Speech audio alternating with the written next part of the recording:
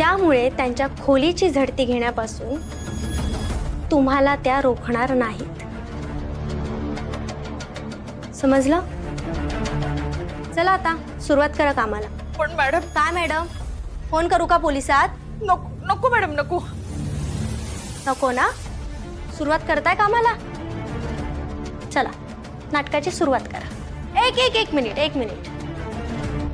हा जो काही पसारा घालून ठेवलाय ना माझ्या रूम मध्ये, तो आधी आवरायचा. ज्या त्या वस्तू ज्या त्या जागेवर ठेवायच्या. आणि हे जे असं तोंड पाडून उभे आहात ना, तोंड नीट करा. इन्कम टॅक्स ऑफिसर वाटले पाहिजे की नाही? ऍक्टिंग करायची आहे ना? लक्षात आहे ना काय सांगितलंय ते? चला मग कामाला लागा लवकर. मॅडम प्लीज आम्हाला तुमचं कपाट चेक करू द्या ना.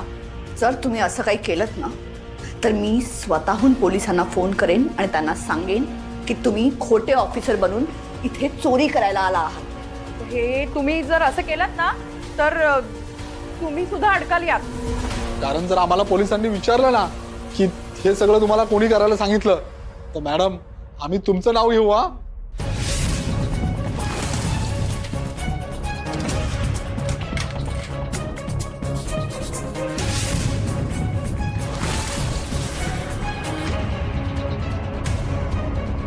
हे बघा मॅडम, आम्ही सरकारी कामासाठी आलोय.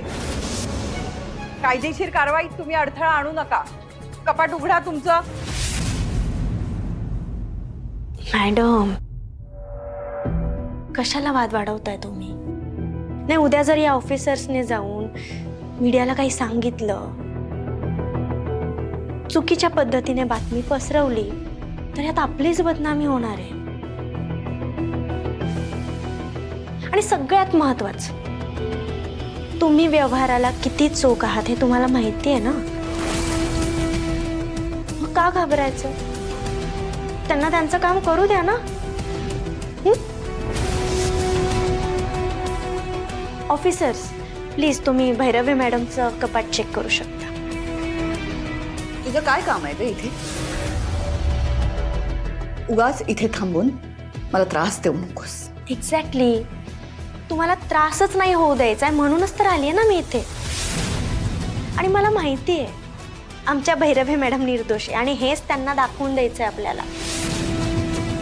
म्हणून तर बोलतेय ना. तुम्ही प्लीज जा आणि चेक करा. जा.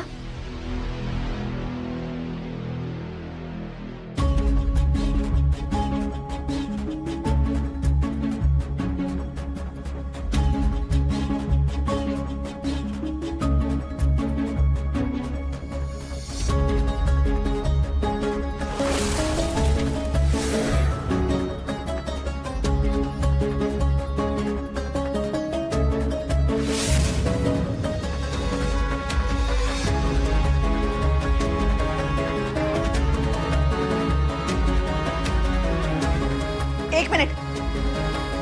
हे माझे दागिने आहेत. म्हणजे दागिन्यांना हात लावायचा नाही. परत जागेवर ठेवा ते. हे बघा मॅडम, तुमच्याकडे ह्याची बिलं आहेत का? खूप वर्षांपूर्वी घेतलेले दागिने आहेत हे. याचं बिल आत्ता माझ्याकडे नाहीये. हा, मग आधी बिलं शोधा, ऑफिसमध्ये या आणि मग तुमचे दागिने घेऊन जा. बरोबर आहे तुमचं.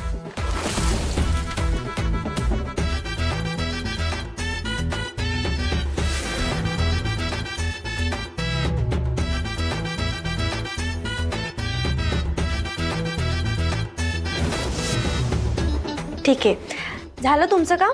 हो झालं. गुड. आता येऊ शकता तुम्ही. थँक्यू. माझे दागिने. खूप मोठी चूक करतेस तू. मी चूक करते? तुम्ही चूक केली आहे. तुम्ही जो खड्डा खणलेला ना त्या खड्ड्यात तुम्हीच पडलात आणि मला का दोष देता त्याचा?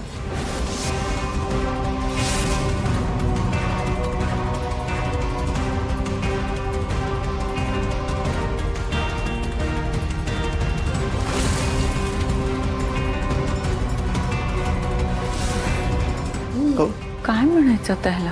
हे एवढं काय जप्त केलंय तुम्ही? यात काही दागिने आहेत ज्यांची बिलं भरव मॅडमकडे नाही आहेत, त्यांच्यामुळे आम्ही ती जप्त करू. नाही पण आम्ही रेग्युलरली टॅक्स भरतो. ही दागिन्यांची बिलं काय मी मागवून देईन की तुम्हाला? हो ना, मी बिल शोधून देईन ना, पण हे दागिने आता घेऊन जाऊ नका. मॅडम, त्यांना त्यांच्या प्रोसिजर प्रमाणे काम करू द्या ना. आणि असंही ते कायमचे थोडी दागिने घेऊन चालले. तुम्ही बिल दाखवलं की ते परत देतील तुम्हाला. तुला मध्ये बोलायलाच हवं का? आणि तुम्ही माझ्या वाकड्यात शिरू नका, नाहीतर याचे परिणाम खूप वाईट होतील. मॅडम, ऑफिसर आहेत ते, त्यांच्याशी या भाषेत नका बोलू. सॉरी या सर. मॅडम, आमच्या मॅडम जराशा रागीट आहेत पण मनाने खूप चांगले आहेत. मी काय म्हणते, दुसरा काही पर्याय आहे का आपल्याकडे? नाही. अहो, ह्यांच्यावर कारवाई नाही केली ना तर आमच्यावर कारवाई होईल. त्यापेक्षा आपण सगळ्यांनीच नियमांचं पालन करूया. हे बघा, तुम्ही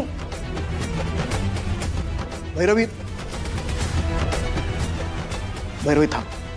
तू उगाच स्ट्रेस घेऊ नकोस. या सगळ्या दागिन्यांची बिलं मी ज्वेलरकडनं मागवून घेतो, पण त्यांना त्यांच्या प्रोसिजर प्रमाणे जाऊ दे, नाही का? ठीक आहे, या तुम्ही आता. तुम्ही काळजी करू नका, ते सगळे दागिने आपल्याला परत मिळतील. भैरवी, तू बसून घे. जानकी, भैरवीसाठी कॉफी कर जा. भैरवी, तू कॉफी प्यायलीस की तुला बरं वाटेल. मी ज्वेलरला फोन करतो ताबडतोब. लवकर. येस.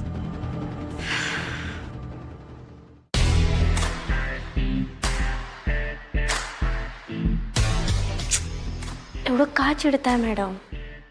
नशीब समजा की तुमचे फक्त दागिने गेलेत. खरं काय हे जर घरच्यांना कळलं ना तर इब्रत जाईल तुमची.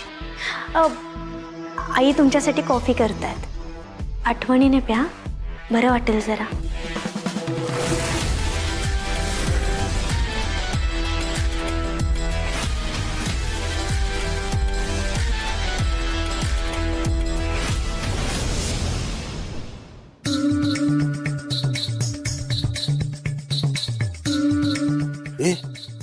आता काय करायचं आपण? आता काय नाही करायचं, ती बॅग दे माझ्याकडे आणि जा पटकन गाडी काढ जा. देवाचे आभार मानायचे. कसं बस सुटलो आपण त्या कचाट्यातून.